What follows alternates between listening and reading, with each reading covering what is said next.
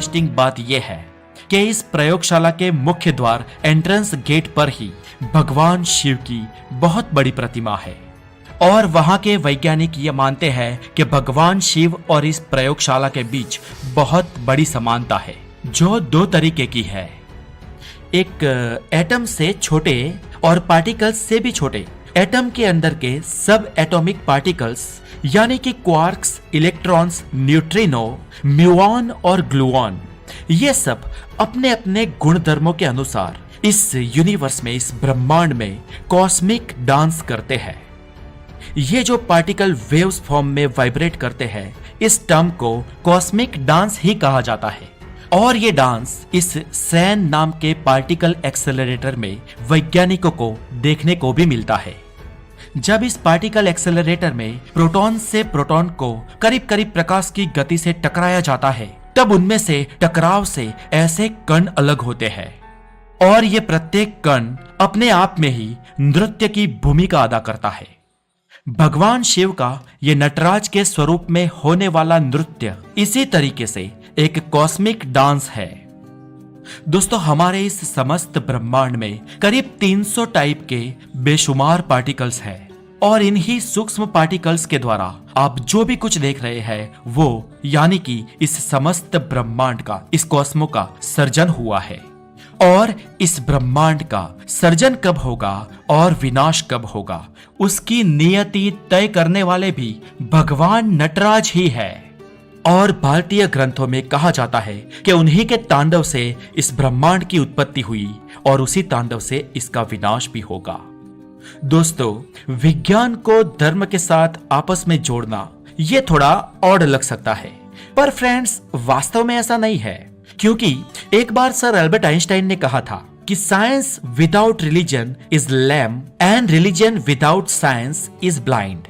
यानी कि धर्म के बिना विज्ञान अपंग है और विज्ञान के बिना धर्म अंध है।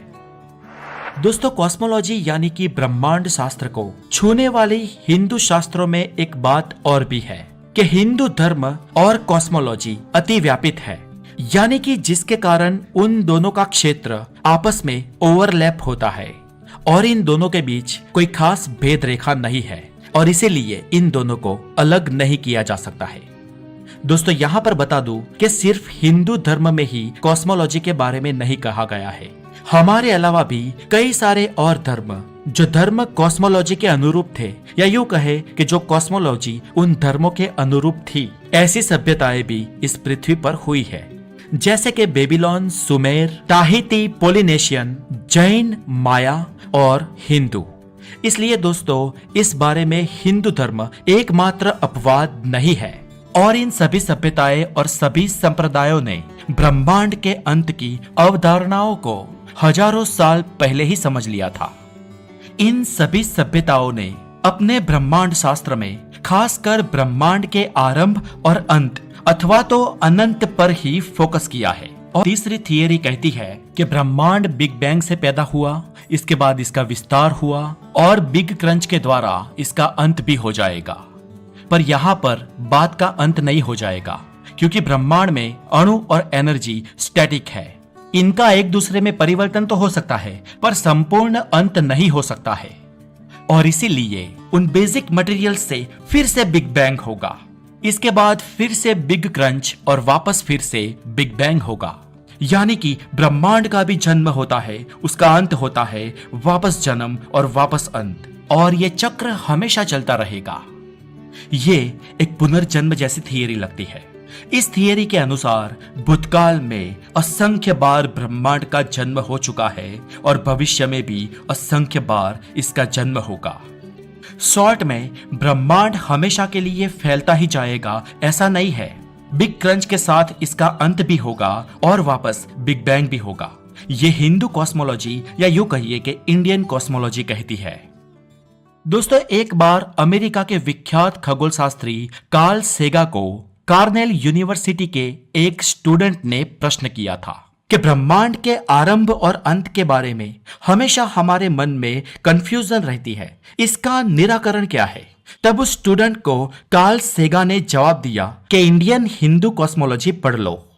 दोस्तों, कार्ल सेगा ने एक बुक लिखी थी जिसका नाम था कॉस्मोस, और इस बेस्ट सेलर बुक में उन्होंने कॉस्मिक डांस ऑफ शिवा का वर्णन भी किया है।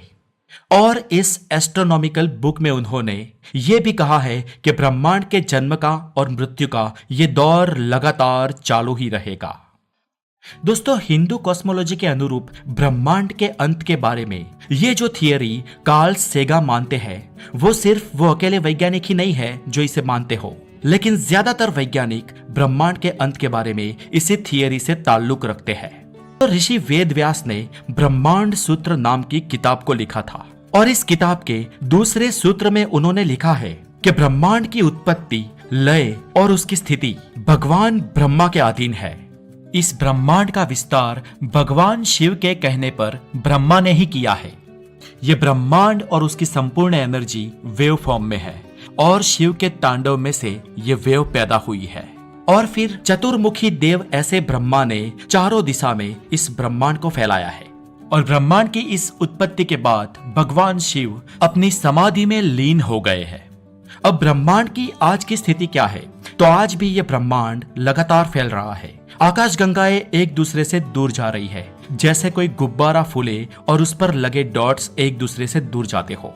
कई गैलेक्सीज 2,25,000 किलोमीटर पर सेकंड की रफ्तार से हमारी आकाशगंगा से दूर भाग रही है। कल की परिस्थिति ये हो सकती है कि शिवजी अपनी ध्यान अवस्था में से जागृत हो और तांडव के साथ ब्रह्मा को यह आदेश दे कि वो अपनी इस सृष्टि को समेट ले। दोस्तों, पौराणिक मान्यताओं में अतिशयोक्ति होने की संभावनाएं रहती है, फिर भी आज विज्ञान हिंदू कॉस्मोलॉजी के अनुसार ही ब्रह्मांड की उत्पत्ति, लय और स्थिति को समझा रहा है। और हमारे आज के आधुनिक विज्ञान के साथ अर्वाचीन खगोल शास्त्र का आपस में समन्वय बहुत हद तक मिलता जुलता है। आज के विज्ञान को ब्रह्मांड के अंत से ज्यादा ब्रह्मांड की उत्पत्ति में ज्यादा दिलचस्पी है। ब्रह्मांड को किसने बनाया, उससे ज्यादा उन्हें दिलचस्पी है ब्रह्मांड कैसे बना, क्योंकि वैज्ञानिकों का रिसर्च भौतिक शास्त्र के अड़ग सिद्धांतों पर आधारित है, और ये सभी सिद्धांत ब्रह्मांड के जन्म के बाद ही अस्तित्व में आए हैं। परिणाम स्वरूप ब्रह्मांड के जन्म के पहले की घटनाओं में विज्ञान को कोई ज्यादा रस नहीं है। आज ब्रह्मांड का जो लगातार विस्तार हो रहा है, वो बिग बैंग विस्फोट के साथ उसके केंद्र में से जन्मे हाइड्रोजन और हीलियम की करामत है। इसी के साथ उसमें से डार्क मैटर और डार्क एनर्जी भी विस्तृत हुई, और इस हाइड्रोजन में से हीलियम बना, और इन दोनों में से सितारे, और उसके बाद ग्रह और आकाशगंगाएं बनते गए, और ये आज भी लगातार विस्तृत हो रहा है। अब इसके आगे क्या? तो अगर बिग क्रंच थियरी की माने और पौराणिक मान्यताओं को भी मद्देनजर देखे, तो ब्रह्मांड जिस छोटे से अंडे में से पैदा हुआ था, वो वापस उसी अंडे में समा जाएगा। और आज ये जो पूरे ब्रह्मांड का विस्तार हो रहा है, वो संकुचित होकर बिग क्रंच में परिवर्तित हो जाएगा। और अर्वाचीन खगोल शास्त्र तथा इंडियन कॉस्मोलॉजी की नजर में भी यहाँ पर पूर्ण विराम नहीं होता है, पर यहाँ पर अल्प विराम लगता है, क्योंकि यहीं से फिर से एक नए ब्रह्मांड की शुरुआत होगी। ये ख्याल आधुनिक खगोलविदों को भी सही लगता है, और दुनिया की कई सारी विकसित सभ्यताएं जो अब तक हुई है, उन्होंने भी इसी और इंडिकेशन दिया है, और ये युग युगांतर तक चलता रहेगा। तात्पर्य कि यूनिवर्स हमेशा विस्तृत होने वाली कोई ओपन जगह नहीं है, लेकिन ये भी जीवन और मृत्यु ऐसे दो छोर के बीच हमेशा चक्कर लगाने वाला एक प्रत्यावर्तित है।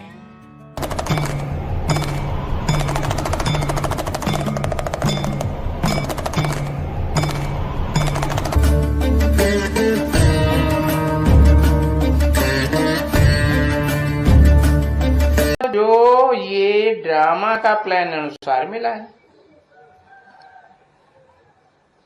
क्योंकि ड्रामा का अक्षर फिर कोई भी नहीं जानते।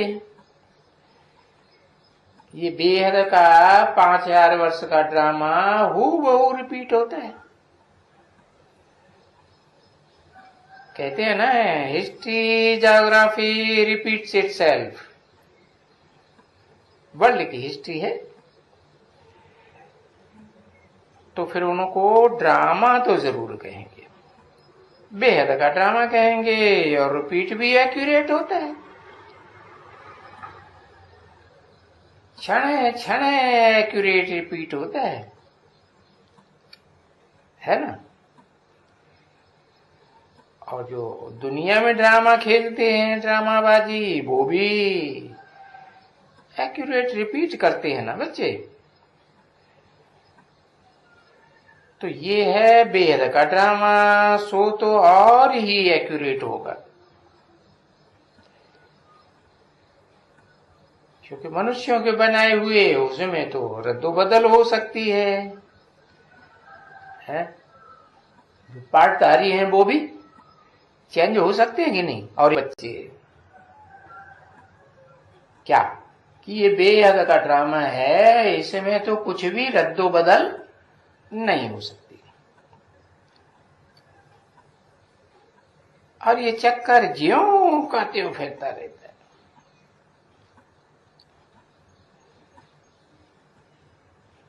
रिपीट होता रहता है। अभी कितना भी कोई कहे कि ये सृष्टि का चक्कर लाखों बरस का है, कितना भी कोई ऑब्जेक्शन पैदा करे, तो बदलेगा क्या? है नहीं बदलेगा। तो रिपीट होता रहता है, फिर भी रिपीट करेगा।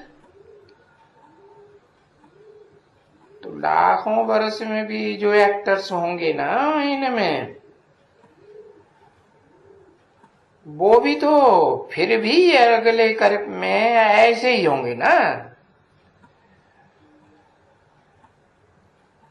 तो लाखों बरस अगर होए तो आदमी तो बहुत ही हो जाएंगे।